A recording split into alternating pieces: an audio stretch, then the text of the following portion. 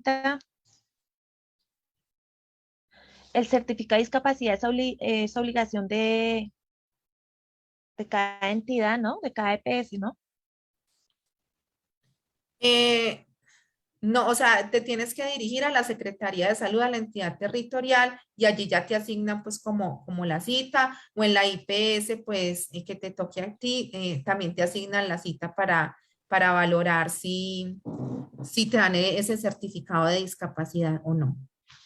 Bueno, acá hay una preguntita que dice, Karen, ¿por qué la EPS a pacientes que tienen tutela integral, si les ordenan silla de ruedas a la medida, les están negando con el argumento que está fuera del PBS? Bueno, eso es un argumento que se inventan las EPS, ¿cierto? Porque si yo tengo ya una tutela integral, me tienen que dar todos mis insumos, o sea, que el médico tratante me ordene la silla, me ordene las sillas para baño, me ordene pañales, pañitos húmedos. Eso no es un argumento válido. Simplemente las EPS, en su afán de poner las trabas, inventan cualquier excusa, ¿cierto? Pero Ahí me ellos toca no, colocar desacato. ahí le toca poner desacato para que le den la silla, exacto, mi Gina. Bueno, Karen, entonces muchísimas gracias por tu intervención. Gracias, doctora Angélica, también por la intervención que nos hizo. Y vamos a estar pendiente de la mesa, a ver si podemos lograr entrar para seguir apoyando a estos pacientes de epilepsia. No solamente es una patología, ya que muchos errores innatos del metabolismo también se manifiestan con epilepsia. Entonces, aquí quedamos pendientes de lo que necesitan los pacientes. Bueno, hasta Gracias, luego, Karen. feliz, gracias. Bueno, hoy nos acompaña la doctora Graciela del Pilar Guerrero, doctora, ella es neuropediatra del Hospital Militar. Doctora Graciela del Pilar, me da hasta nervios presentarla, doc. Gina, ¿y eso por qué? No, no. Es que le tengo mucho respeto. Bueno, acá la doctora del Pilar Guerrero ha sido, yo creo que la doctora más incansable por querer saber qué ha tenido mi querido Sebas. Gracias, doc, por todo su apoyo. Gracias por el apoyo también que le está dando hoy a la asociación. Eso sin miedo, Gina, sin miedo. Un saludo. Que Y tengas no, no cualquier- es nervios, es como nervios, de verdad. No, no te preocupes, Gina. Bueno, Saludos, Doc. gracias, muchas gracias. Bueno, para mí es todo un placer compartir con ustedes y les agradezco enormemente la invitación para estar en este espacio, para hablar de un tema que a mí me gusta mucho, que es el electroencefalograma, que causa varias inquietudes y que vamos a tratar de resolverlas. Entonces, Gina, muchas gracias a una mujer luchadora, valerosa. De verdad que es un placer que me invite a estar aquí, lo mismo que el doctor Juan Sebastián Ruiz, perdón, Rincón, que va a ser un futuro genetista y un excelente genetista, que no lo dudo. Quiero confirmar que ya estén viendo mi pantalla. Dos, sí estamos viendo la pantalla, pero pues todavía no la... Perfecto. Ahora sí. Ahora sí, sí, señora. Perfecto, muchas gracias. Entonces, ya la doctora Uzcategui, Angélica, ella ya lo mencionó muy bien, que el diagnóstico primordial en nuestros pacientes con epilepsia es la clínica. O sea, la epilepsia realmente es un diagnóstico clínico. Sin embargo, dentro de todas las herramientas que tenemos a nuestra disposición para confirmar el diagnóstico, para clasificar el tipo de crisis, para clasificar el síndrome epiléptico como tal y así definir mejor los tratamientos, pues está el electroencefalograma. Y esa herramienta pues se gana el primer lugar, es el gold estándar. Cuando nosotros hablamos de gold estándar significa que no hay ningún otro estudio o terapia o en este caso examen que sea mejor para diagnosticar esta patología como es la epilepsia, como el electroencefalograma. Entonces, este es el primer puesto. Vamos a ver que muchos pacientes necesitan, obviamente, estudios adicionales, imagenológicos, de resonancia, estudios metabólicos en algunos casos. También podríamos necesitar estudios genéticos, pero el electroencefalograma, sin duda, es el examen que vamos a necesitar inicialmente y muy importante para diagnosticar nuestros pacientes con epilepsia. Entonces, por eso quiero que recordemos algo de historia, porque además es muy interesante. Hace ya varios años, en 1929, Hans Berger, que era un neurólogo y también psiquiatra alemán, él empezó a estudiar muy juiciosamente todo lo que era la actividad eléctrica cerebral. Ese era su interés. Y en este momento, que recuerden, estaba pasando la Primera Guerra Mundial, que Alemania pues tenía un momento especial en sus vidas, ¿no es cierto? Todos los habitantes, pues también había aún un interés científico por muchos aspectos. La mamá de Hans Berger siempre tuvo una inquietud por lo que era la relación de mente-cuerpo, y Hans pues tenía o compartía ese interés que tenía su madre por esa relación mente-cuerpo que siempre nos ha preocupado a todos los seres humanos. Entonces, también en los científicos por esta época había un interés por todo lo que era la energía cerebral.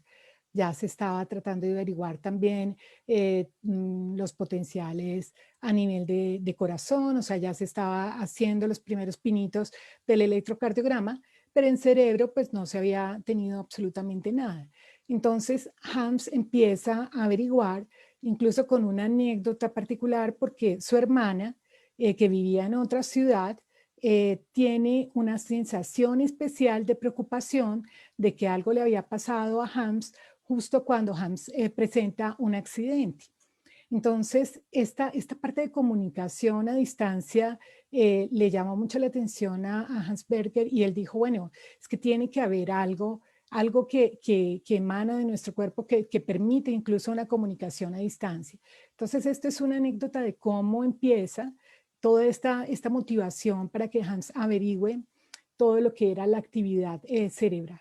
Y él empieza con unos elementos muy rudimentarios. Él era una persona obsesiva, cuidadosa, muy dedicada, ¿no es cierto? Tenía pocos recursos, y él empieza con un galvanómetro muy sencillito a registrar las ondas, inicialmente en pacientes que tenían el cerebro expuesto, ¿no es cierto? O sea, pacientes que iban a ser llevados para cirugía. Sus dos primeros pacientes eran uno de 17 años y otro de 40 años que tienen un tumor cerebral y que fueron llevados a cirugía. Y entonces él empieza a colocar estos electrodos dentro del cráneo, en la superficie del cerebro, para obtener algo de actividad, y lo logra, y empieza a registrar estas pequeñas ondas, ¿no es cierto? Estas pequeñas ondas, y él se da cuenta que de pronto cuando el cerebro no está expuesto es mucho más difícil registrar la actividad, a diferencia del corazón, que en el electrocardiograma pues los potenciales son muy grandes. Y él empieza a hacer investigaciones desde muy temprano, desde 1924, y repite estos experimentos tratando de no equivocarse, ¿no es cierto? Como buen obsesivo de saber que lo que estaba viendo era realidad, era actividad verdadera del cerebro. Y entonces recopila información, y ya en 1929, con más detallados informes que él había presentado, pues reúne toda esta información y hace públicas sus investigaciones, y registra por primera vez lo que es la actividad alfa, que es más lenta, que está en nuestra parte posterior del cerebro, y la actividad beta, que está en la parte anterior.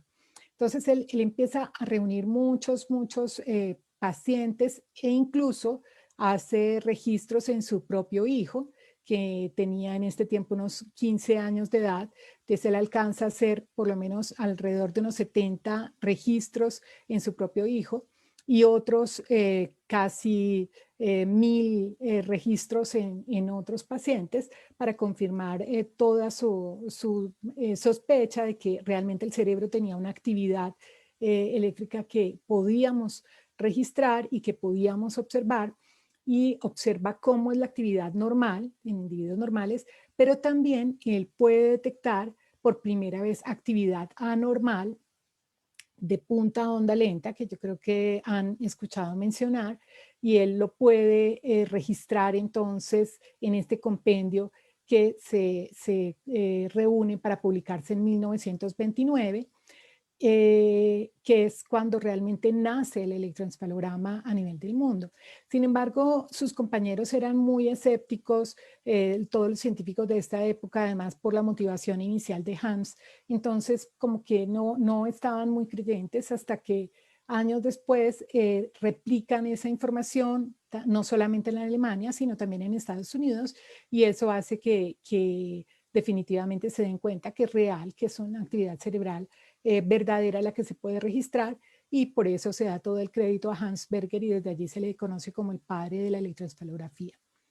Y yo quiero recordar como para esta época, o sea, que comparemos otros métodos, otras herramientas que teníamos para el diagnóstico no solamente de epilepsia, sino de otras patologías cerebrales, como pues lesiones vasculares, tumorales, inmunológicas, pero si nos damos cuenta, solo en 1972 se descubre o se empieza a hacer uso de la tomografía cerebral, que también conocemos como TAC, y también por esta misma época también se empieza a usar la resonancia cerebral. O sea que entre 1929 y 1972 pues hay bastantes años, y por este tiempo se utilizó bastante el electroencefalograma y era utilizado también por neurocirujanos porque no tenían otra herramienta.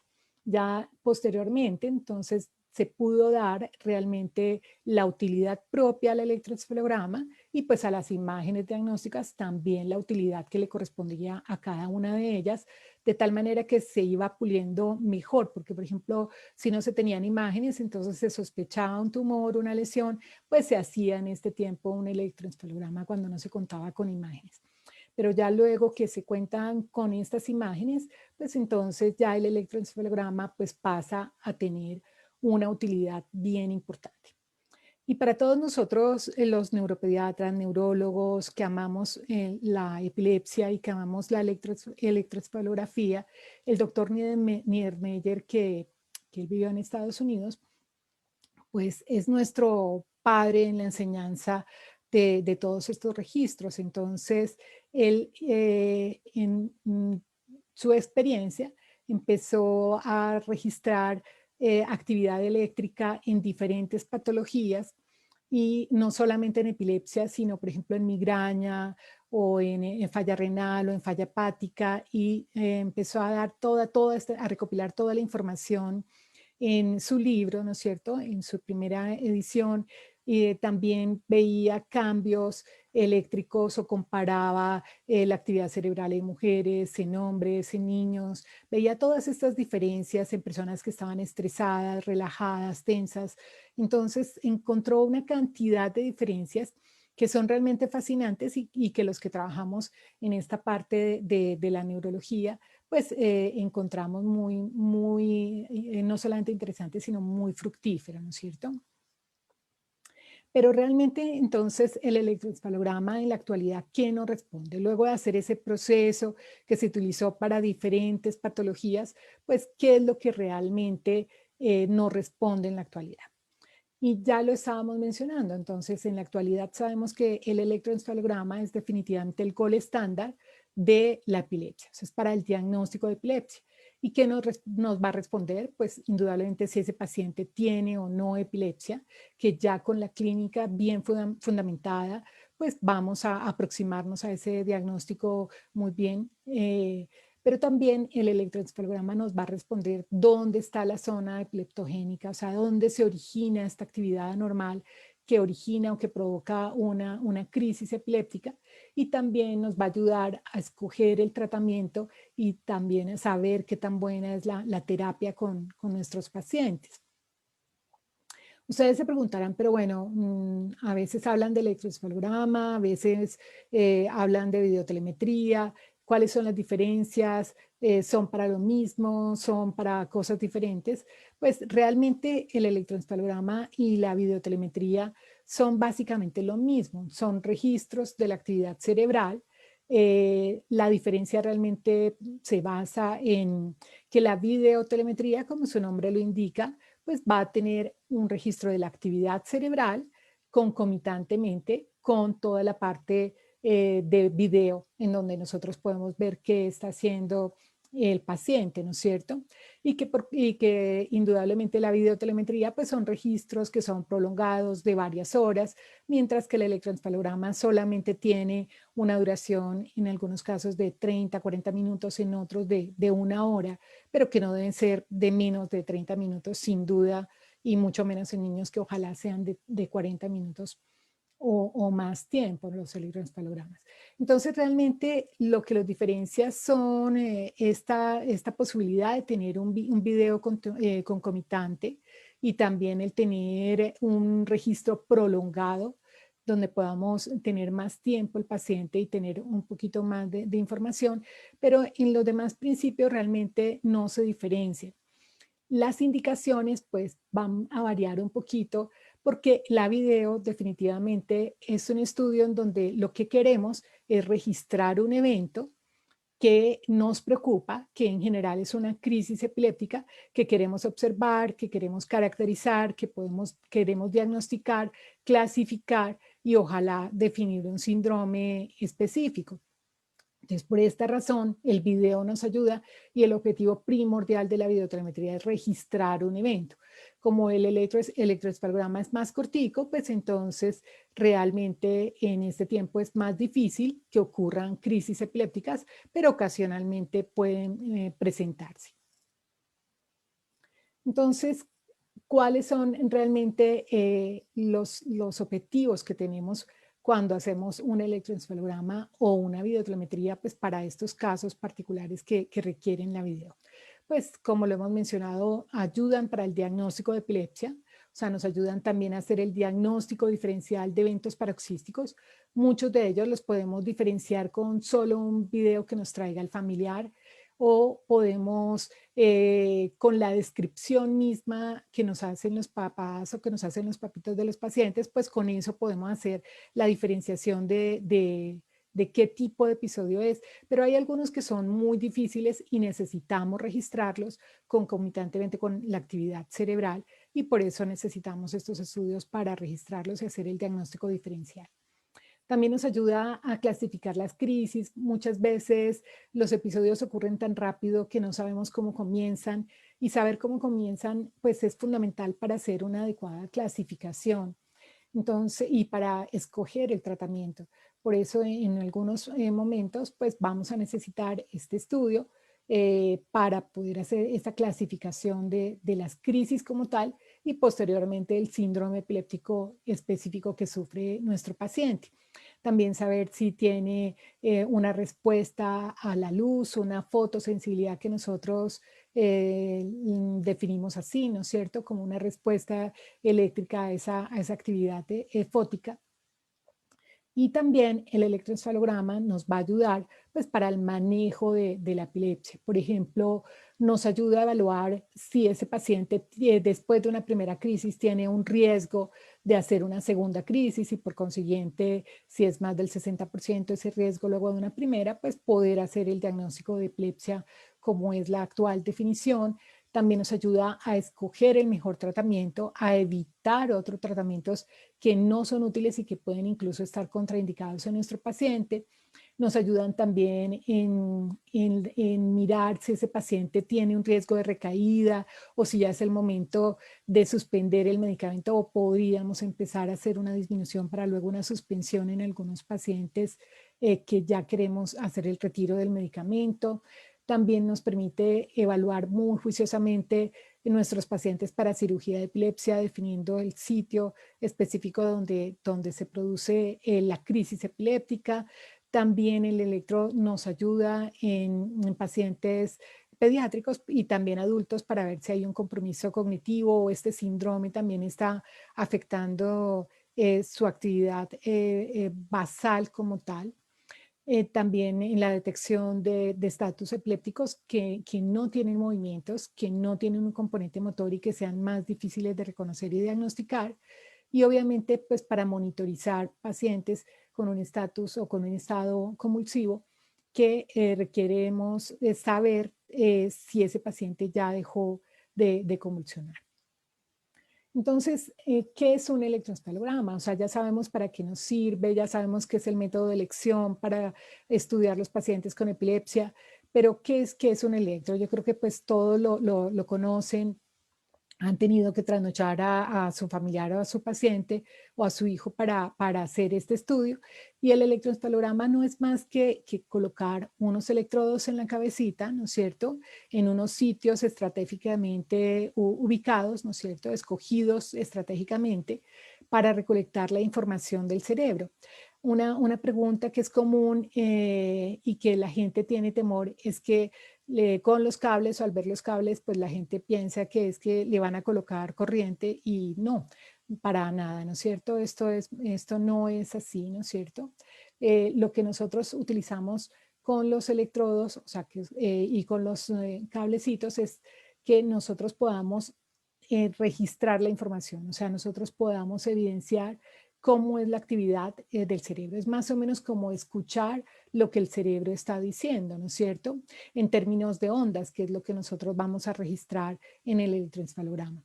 Entonces los ubicamos en unos sitios estratégicos, en unos puntos específicos que nos van a ubicar una región específica de nuestro cerebro y luego vamos a poder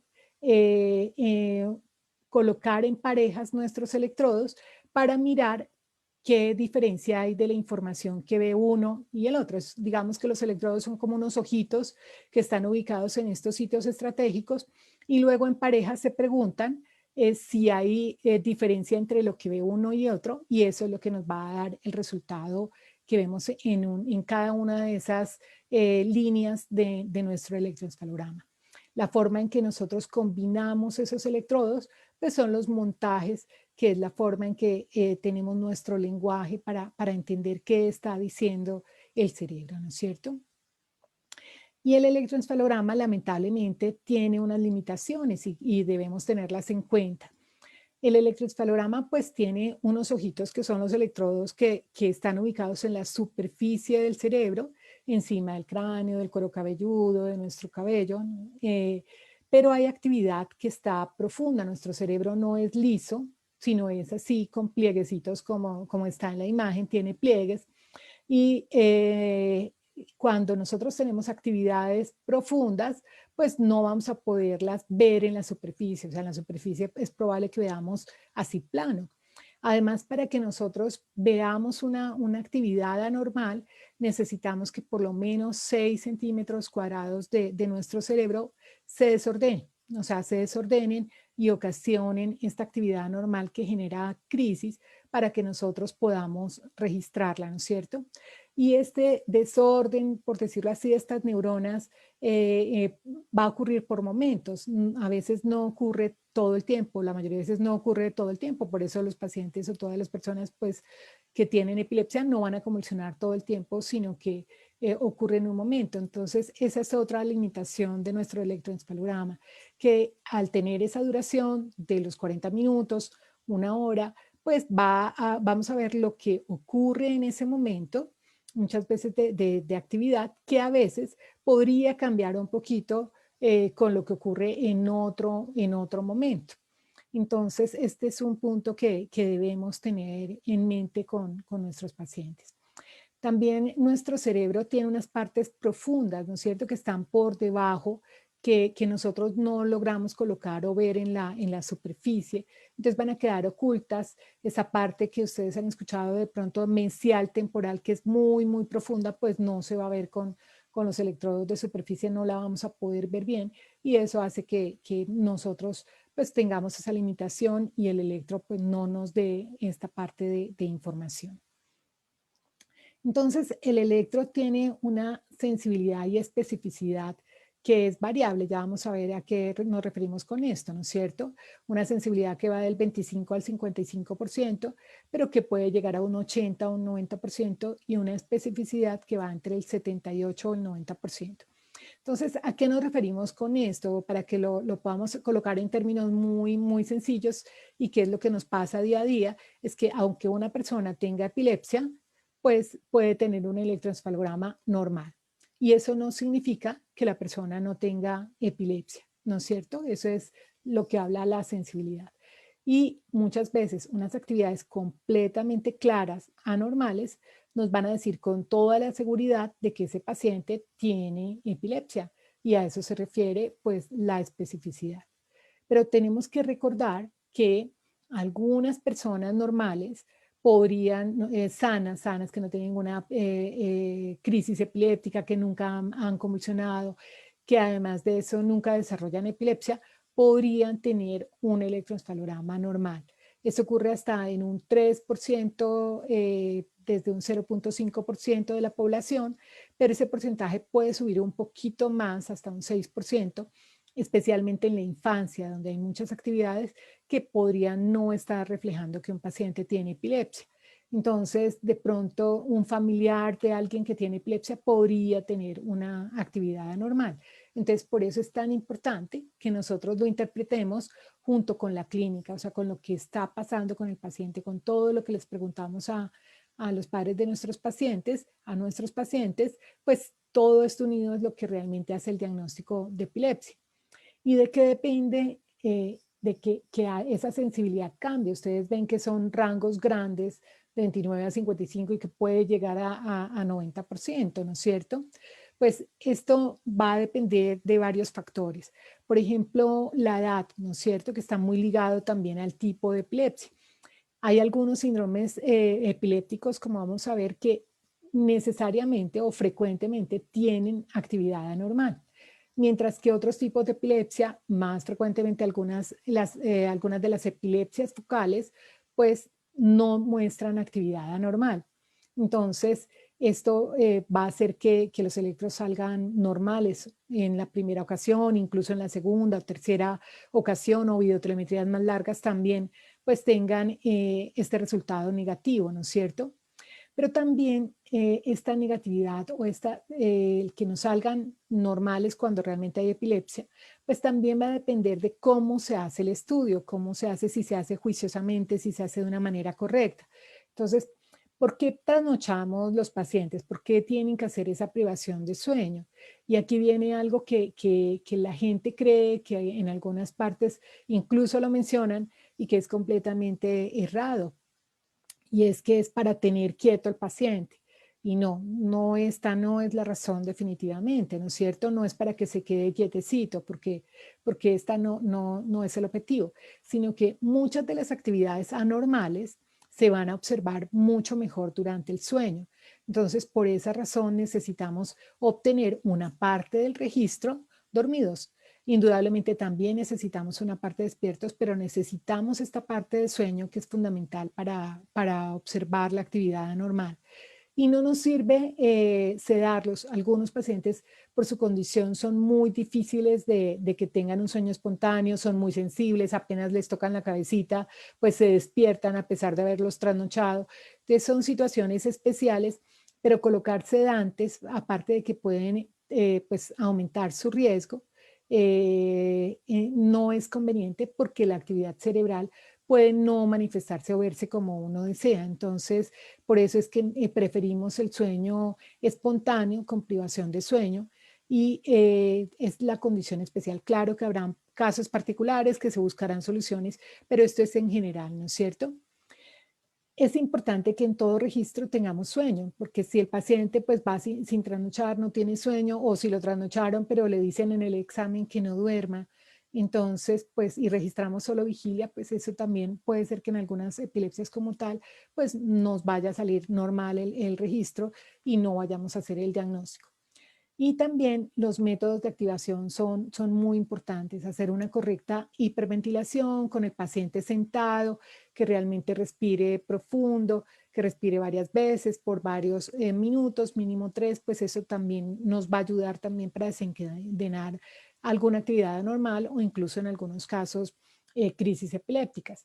Lo mismo la estimulación fótica o esta estimulación de luz, en donde necesitamos que con cada flash que estamos colocando, pues con una frecuencia específica y que necesitamos que sea juiciosa toda esta frecuencia desde las más bajas de 1 a 3 Hz hasta generalmente 20 o 30 Hz para algunos casos, pero mínimo hasta 20 Hz, pues vamos a hacer que durante cada uno de estos ciclos de estimulación se abran y se cierran los ojitos y esto es también para buscar esta actividad anormal y poder hacer un diagnóstico correcto.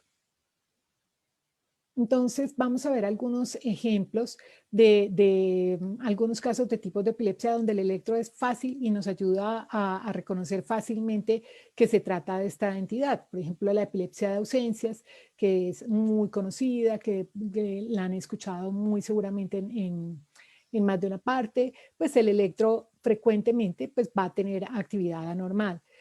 Sin embargo, si nosotros colocamos a este paciente con un poquito de privación de sueño y además se le hace hiperventilación, pues esta positividad del examen pues va a ser mucho mayor.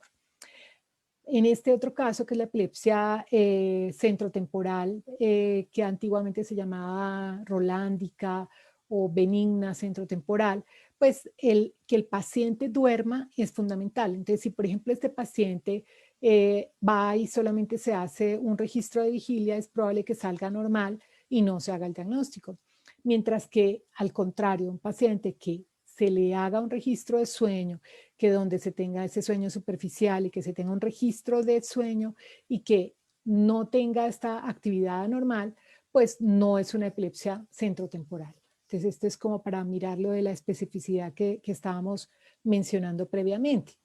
El síndrome de West, por ejemplo, que son los bebecitos en su primer año de vida, es muy importante que el bebecito pues tenga ese registro de sueño para que podamos ver la actividad anormal y al final del examen necesitamos despertar al bebecito, porque ese despertar en algunas ocasiones puede generar crisis epilépticas. Entonces, por eso no solamente la hiperventilación, la fotoestimulación, el abrir y cerrar los ojos son formas de estimular al paciente, sino que también en estos casos de los bebecitos, despertarlos es otra forma de estimularlos y debe registrar que no tengan episodios epilépticos en este momento. Entonces, pues estos son hallazgos que son clásicos y que nos permiten hacer el diagnóstico y que van a ser fundamentales. Pero si este bebecito, por ejemplo, le hacemos un estudio muy corto y solo de vigilia y está comenzando, pues probablemente también muy tempranamente podría salir normal y no vamos a hacer un diagnóstico que es fundamental y que además tiene que ser muy temprano para mejorar el pronóstico de estos pacientes. O tenemos, por ejemplo, el síndrome de Lennox-Gastaut, que también tiene unos hallazgos muy específicos durante el sueño y que si nosotros no tenemos un registro de sueño con este paciente, pues va a ser difícil el diagnóstico. A veces hay hallazgos inespecíficos, pero unos hallazgos más conclusivos los vamos a obtener durante el sueño. Y todo esto pues diferente a lo que mencionábamos, por ejemplo, en una epilepsia focal, donde muchas de ellas la actividad pues primordialmente es en el sueño. En algunos pacientes la actividad es aislada, que uno dice, bueno, pero por fin pesqué una punta, ¿no es cierto? O sea, por fin pesqué un poquito de actividad anormal, y es porque es muy infrecuente por todos estos elementos que mencionábamos de limitación en la actividad cerebral de superficie, ¿no es cierto? En el registro de esta actividad por medio del electroencefalograma de superficie, y entonces esa actividad que va a ser aislada y que no vamos a obtener frecuentemente. Entonces, por eso estos pacientes en ocasiones vamos a necesitar repetir los estudios y al repetirlos, pues es probable, es más fácil que en el futuro nosotros podamos ver esta actividad anormal y hacer el diagnóstico. Y vamos a dar unos pequeños ejemplos también de algunas patologías metabólicas y algunas genéticas donde el electroencefalograma juega un papel importante. En estas encefalopatías epilépticas genético-metabólicas, pues lo primero que tenemos que recurrir es a la clínica, o sea, siempre antes que el electro, antes que las imágenes, siempre va a ser lo que tiene el paciente, que es lo más importante. Entonces, cuando sospecho que esa epilepsia puede tener un origen metabólico o genético metabólico? Pues cuando son pacientes que tienen esas epilepsias refractarias, que no mejoran, que al contrario se están deteriorando clínicamente, que ya no solamente son las crisis, sino que adicionalmente su desarrollo motor se altera o su desarrollo cognitivo se compromete, o que además estas crisis epilépticas en algún momento se presentan con síntomas que pareciera que tuviera un paciente un proceso infeccioso, un shock séptico, ¿no es cierto? Especialmente en los lactantes o en los recién naciditos, o que son bebecitos que adicionalmente tienen un rechazo a la vía oral, o sea, a los alimentos, tienen un vómito recurrente o hacen falla respiratoria, hacen acidosis, son pacientes que terminan en las unidades de cuidado intensivo sin conocer como bien la causa, o son pacientes que tienen crisis epilépticas asociadas también a ese retardo en el desarrollo y como lo mencionábamos, no solamente que exista un retardo, sino que pueda también existir una regresión, o sea, una pérdida de habilidades. O pacientes que de un momento a otro, o sea, sin tener incluso diagnóstico de epilepsia, la primera manifestación de una crisis epiléptica es por medio de un estatus, o sea, un estado epiléptico, pues eso también nos hace sospechar que sea un origen genético o metabólico.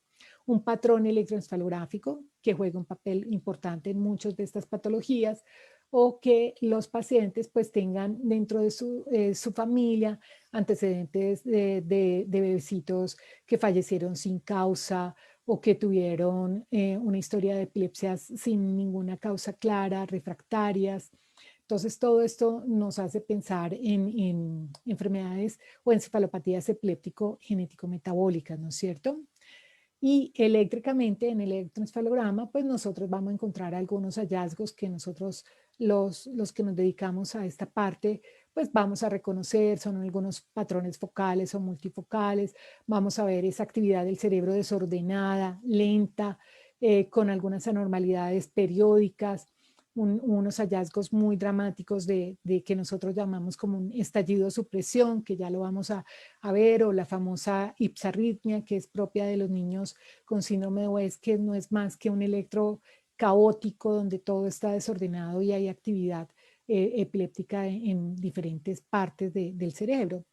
Entonces, pues vamos aquí a ver un ejemplo de ese estallido de supresión y ustedes pueden ver cómo se aplana la actividad, cómo hay una actividad grandota y luego hay un aplanamiento de la actividad, y esto pues no debe ocurrir en ningún momento de nuestra vida, a excepción de los primeros, o sea, de los meses de gestación, o sea, cuando hay un prematurito muy pequeñito de 27, 28, 30 semanas, uno podría tener ese estallido de supresión, que es lo que vemos en el lado derecho de un bebecito de 29 semanas, pero allí sería normal. Pero ya cuando el bebé tiene ya 35, 36 semanas, ya es un bebecito, luego a las 37 semanas ya terminó, pues este bebé no tiene que tener este patrón de estallido de supresión. Entonces, este patrón le puede a uno de una vez prender las alarmas a pensar que es un registro probablemente de una enfermedad metabólica. Y como ustedes pueden ver, pues existen diferentes enfermedades metabólicas que podrían tener estas alteraciones eléctricas, no solamente de patrón de estallido de supresión, sino también de actividades multifocales o patrones de enlentecimiento muy específicos que nosotros estudiamos. Uno de ellos pues es la epilepsia dependiente a piridoxina, que a pesar de que nosotros la buscamos no es tan frecuente en nuestra población. Son bebecitos o recién nacidos o lactantes con crisis muy frecuentes, con crisis multifocales, con movimientos que son muchas veces exagerados ante el estímulo. Son chiquitos que tienen también un compromiso sistémico muy importante que los lleva a que los terminen en las unidades de cuidado intensivo, o son formas de espasmos epilépticos, ¿no es cierto? Entonces son pacientes que van a tener este comportamiento pues muy dramático, y que ese paciente tiene también un registro muy caótico, pero que al colocar piridoxina en la vena, pues ese paciente eléctricamente incluso, o sea, clínicamente y eléctricamente, pues va a tener una mejoría importante.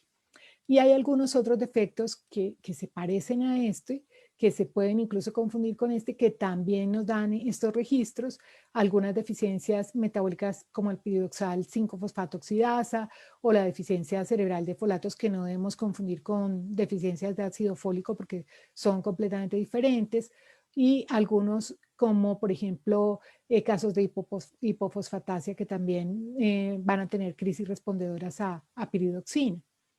Entonces, fíjense que son muchos los trastornos metabólicos que podrían tener algunos hallazgos. Solamente estamos mostrando algunos que son muy clásicos y muy típicos, como este de la lipofuscinosis seroide neuronal, que son chiquitos que pues, pueden hacer unas convulsiones febriles, hacen luego un retardo en el desarrollo del lenguaje y luego hacen muchas crisis de diferente tipo, mioclonías, y luego empiezan a deteriorar todas sus habilidades con pérdida del control de su cabecita, del tronco y múltiples convulsiones. Y por eso en estos chiquitos hacer un electro bien hechecito con una estimulación correcta que empiece a 1 Hz, pues es de gran orientación, porque este es otro de los grupos de patologías que ya tiene un tratamiento, y si los diagnosticamos temprano, pues podemos ayudarle a estos chiquitos a tener una mejor respuesta, ¿no es cierto? Y un mejor pronóstico y un cambio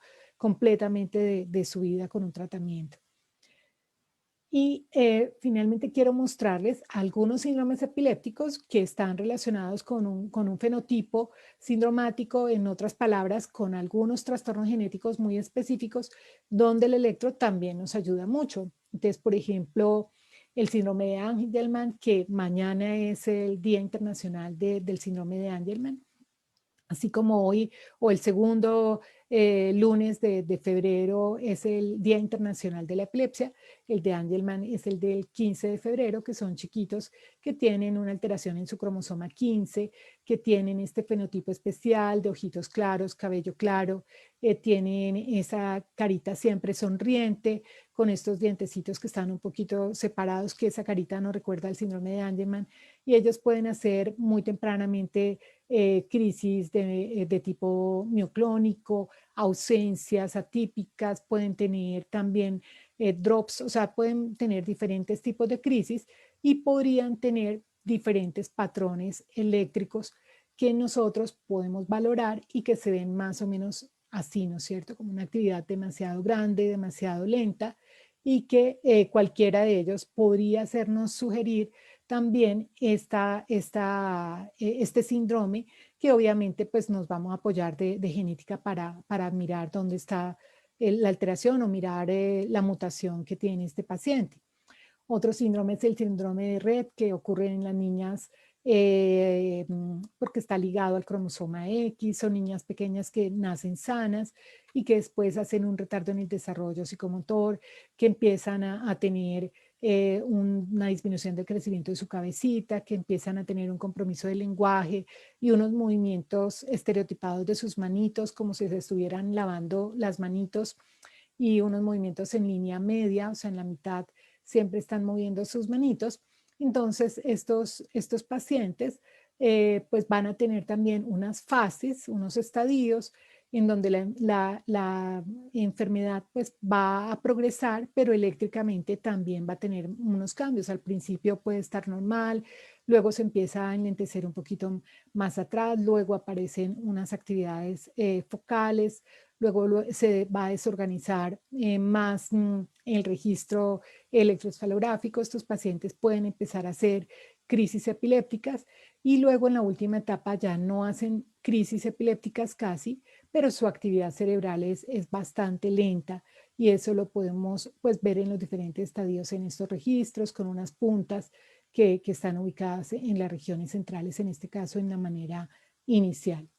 O podríamos tener también el X frágil, que pues va a tener estas manifestaciones en los niños, con compromiso cognitivo, con unas características de que son niños muy delgados, altos, con los bracitos largos, las piernitas largas, las manitos grandes, con criptorquidia. Van a ser estos pacientes que tienen también algo de actividad anormal en las regiones centrales, y el electro pues sería otra de las herramientas. Obviamente en estos casos no sería la principal, sería solamente la principal pues para el diagnóstico de epilepsia y para apoyarnos, porque son pacientes que se van a hacer el diagnóstico con el estudio genético y molecular.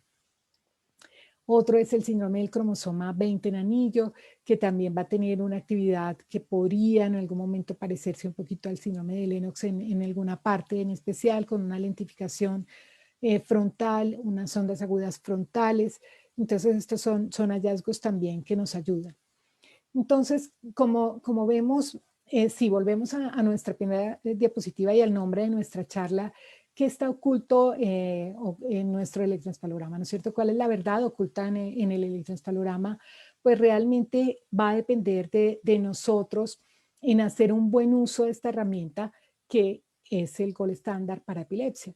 Si nosotros somos muy juiciosos en hacer una muy buena preparación de nuestros chiquitos, para hacer, o del adulto, para hacer un registro completo, para hacer todas las maniobras de activación, para hacerlo adecuadamente, pues no va a quedar oculta toda esa información en el electroencefalograma o en la videotelemetría, una información que va a ser muy importante, que va a ser todo ese tesoro para poder enfocar nuestros pacientes, para escoger el tratamiento y para poder mejorar definitivamente la calidad de vida de cada uno de ellos. Entonces les agradezco mucho y estoy pendiente de sus inquietudes y preguntas.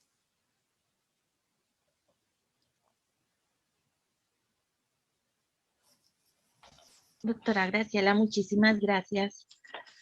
Hay unas preguntitas. Sí, perfecto. Dice, doctora Graciela, ¿qué hacer en caso de que el paciente con epilepsia de difícil manejo y con ciclos circadianos inestables, solo de 3 a 4 horas de sueño al día o con periodos de vigilia de hasta 36 horas?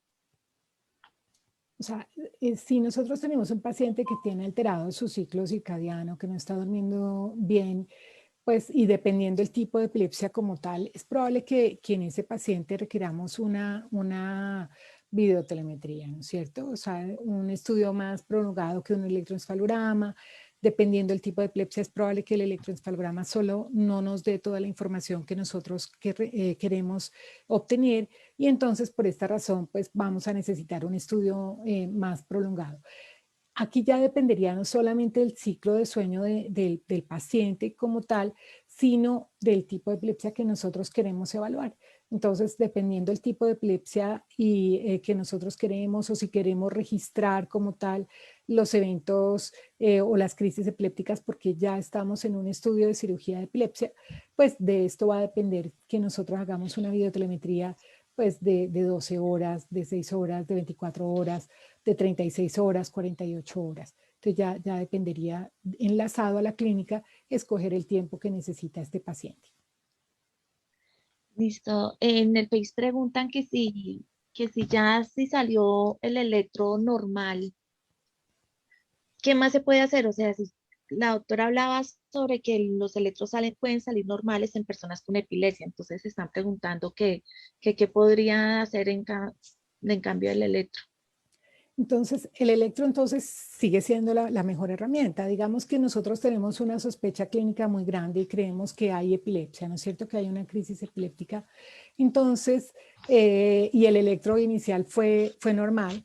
El primer paso sería repetirlo, también dependiendo de lo que estemos sospechando, ¿no es cierto? Entonces necesitamos repetirlo con una buena privación de sueño, con unas buenas maniobras de activación. En algunas revisiones incluso se menciona que un paciente podría necesitar 3 o 4 electroencefalogramas.